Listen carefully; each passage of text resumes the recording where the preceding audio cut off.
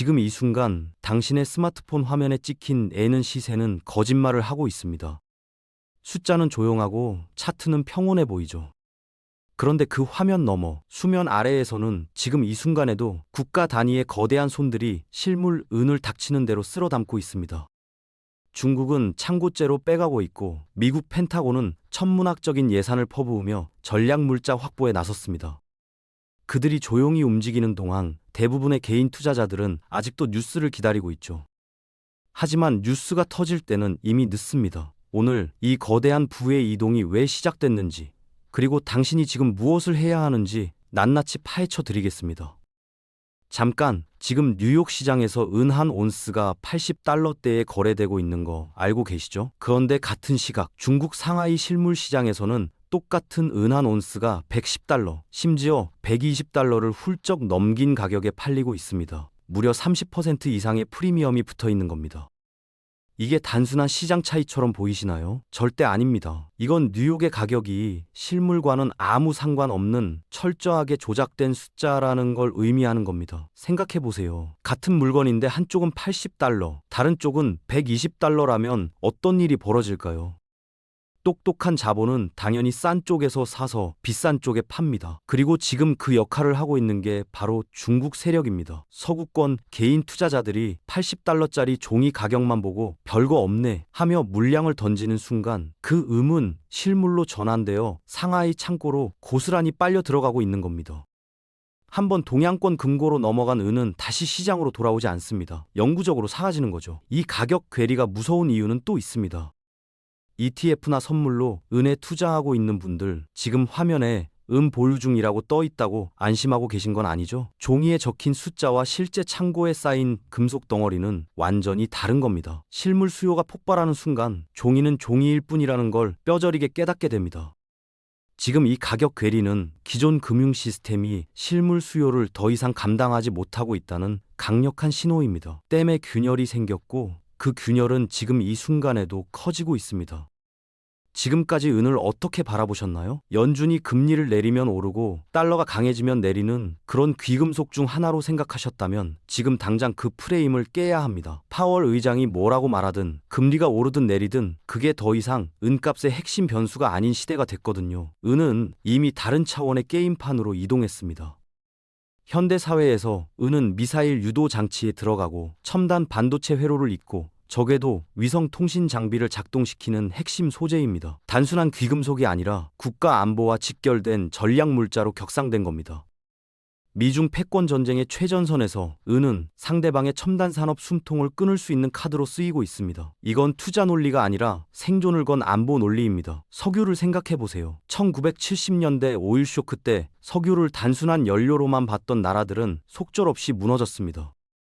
하지만 전략 자원으로 먼저 인식하고 비축한 나라들은 위기를 기회로 만들었죠. 지금 정확히 그 자리에 있습니다. 국가 간 실물 확보 전쟁이 이미 시작됐는데 개인 투자자들만 아직도 구시대의 귀금속 프레임으로 음을 바라보고 있는 겁니다. 이 인식의 차이가 결국 부의 차이로 직결됩니다. 프레임을 바꾸지 못하면 평생 뒷북만 치는 구경꾼으로 남을 수밖에 없습니다. 지금 세계에서 가장 치열한 전쟁이 벌어지고 있는 곳은 우크라이나도 중동도 아닙니다. 눈에 보이지 않는 자원시장, 바로 그곳입니다. 중국은 이미 오래전부터 선물 계약으로 종이만 주고받는 방식을 버렸습니다. 직접 창고로 들어가서 진짜 은계를 대량으로 빼내가는 방식으로 전환했거든요. 조용히 그리고 집요하게 실물의 씨를 말리고 있는 겁니다. 이 움직임을 감지한 미국 펜타곤이 맞불을 놨습니다. 핵심 전략 광물 비축을 위해 무려 10억 달러, 우리 돈 1조 원이 넘는 예산을 퍼부으며 시장에 뛰어든 겁니다. 워싱턴에서는 은을 국가 핵심 광물로 공식 격상시키고 정부가 직접 개입해 비축해야 한다는 논의가 본격화되고 있습니다. 중국과 미국 두 거대한 고래가 동시에 같은 시장에서 실물을 쓸어 담으면 어떤 일이 벌어질까요? 공급은 한정돼 있는데 수요는 국가 단위로 폭발하는 겁니다.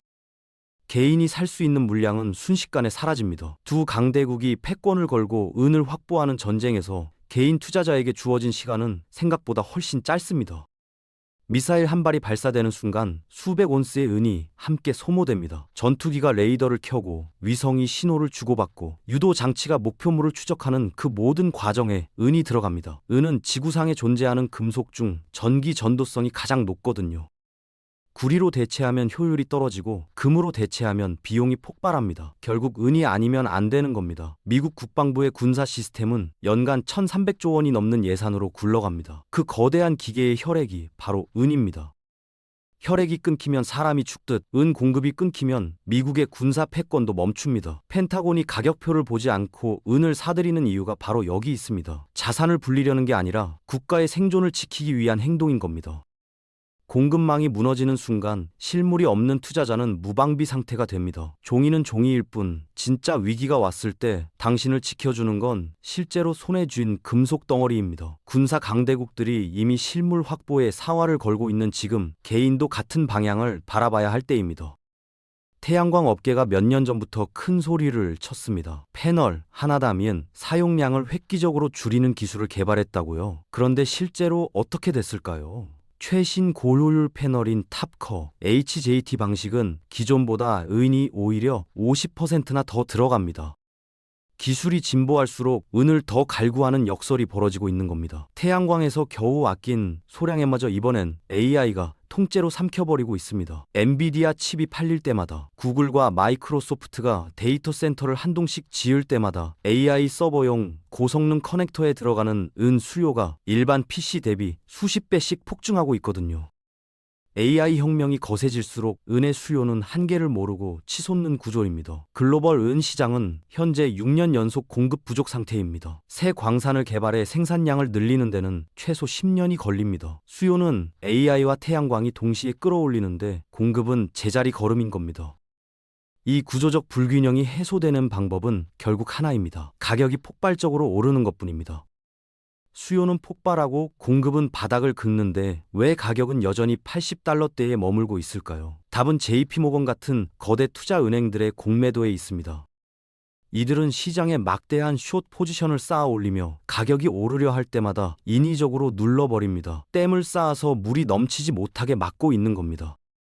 그러면서 동시에 대중에게는 보수적인 전망 보고서를 내놓습니다. 은값은 당분간 안정적일 것이라고요. 언론은 이걸 받아 적고 개인 투자자들은 안심합니다. 그런데 이 은행들의 내부를 들여다보면 전혀 다른 그림이 펼쳐집니다. 겉으로는 가격을 누르면서 뒤로는 전 세계 실물 은을 자신들의 금고로 은밀히 옮기고 있거든요. 대중을 안심시키는 사이 자신들만 탈출구를 확보하고 있는 겁니다. 하지만 이 게임에는 끝이 있습니다. 상하이 금거래소를 비롯한 주요 창고에서 실물 재고가 유례없는 속도로 빠져나가고 있습니다. 종이로 쌓은 댐은 실물 파도가 몰려올 때 가장 먼저 터집니다. 그리고 그 댐이 무너지는 순간 수십 년간 억눌렸던 압력이 한꺼번에 터져 나올 겁니다. 그때 실물을 손에 쥐고 있는 사람과 종이만 들고 있는 사람의 운명은 완전히 갈리게 됩니다.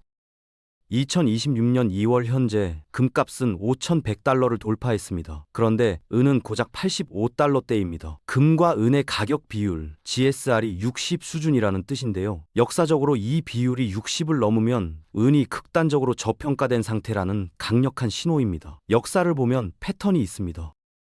금이 먼저 크게 오르고 나면 은이 뒤를 맹렬히 추격하며 훨씬 가파른 속도로 간격을 좁혀왔거든요. 1980년대, 2011년, 2020년 매번 같은 패턴이 반복됐습니다. 지금 GSR 60은 스프링이 최대한 눌린 상태입니다. 글로벌 펀드들은 1차 목표가로 133달러를 제시하고 있습니다. 은은 삼성전자, 테슬라 같은 첨단 기업들이 반드시 사야 하는 필수제입니다.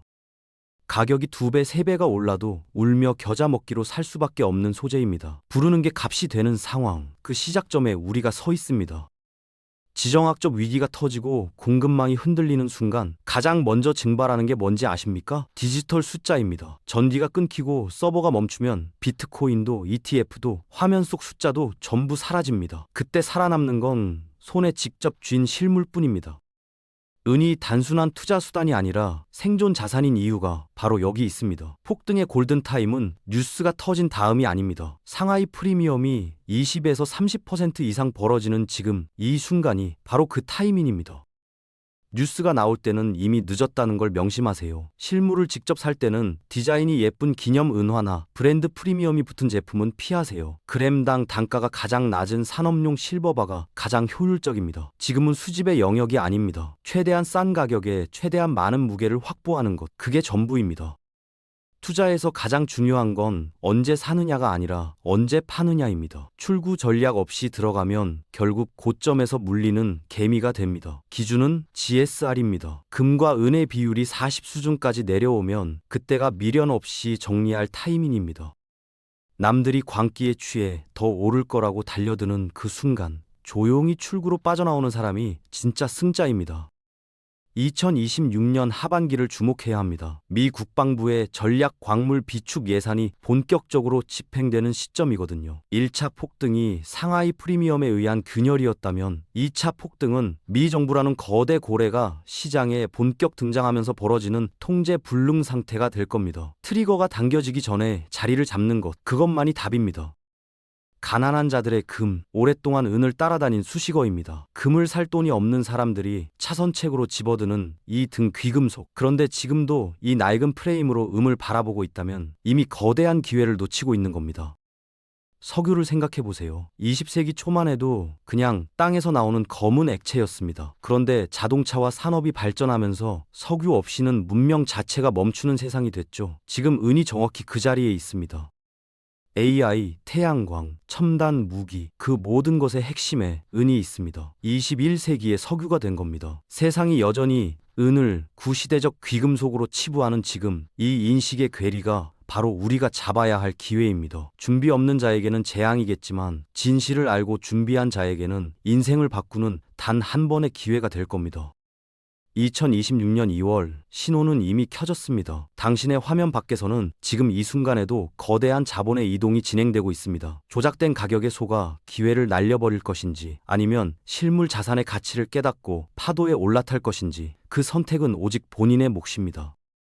은의 가치가 정상화되는 과정에서 터져나올 오버슈팅은 수십 년간 억눌렸던 압력만큼 강력할 겁니다. 미래 산업의 핵심 소재이자 안보 자산인 은을 확보하는 것, 이건 재테크가 아니라 생존 전략입니다. 오늘 이 분석이 여러분의 자산 궤적을 바꾸는 시작점이 되길 바랍니다.